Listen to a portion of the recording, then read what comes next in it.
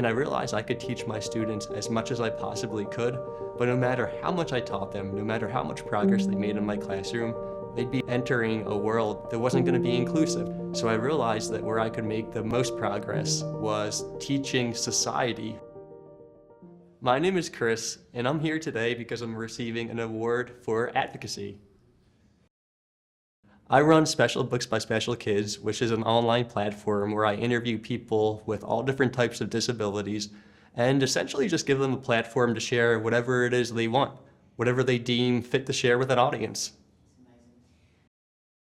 I was a special education teacher. I taught primarily children who are autistic, and I had the same group of 7 students for 3 years. And going into our 3rd year, I realized that society really wasn't inclusive of my students.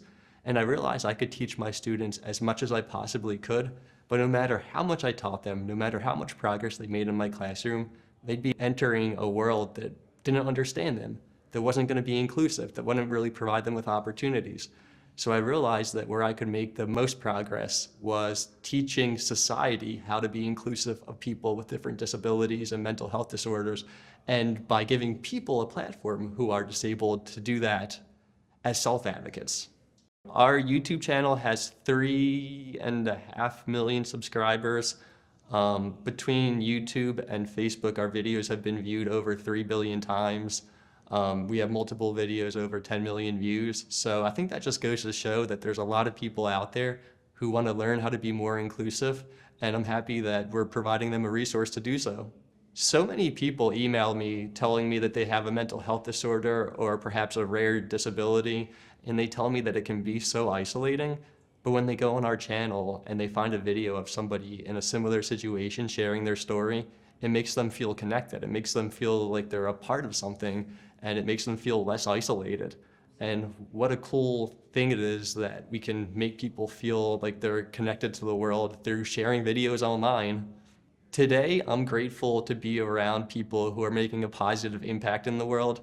I think often people who are divisive get a lot of attention from the mainstream, but there's so many people all over the world doing positive things. I wish we could put the magnifying glass on those people because they far outweigh the negativity, and I'm just happy to be in a room of people who are doing positive things today.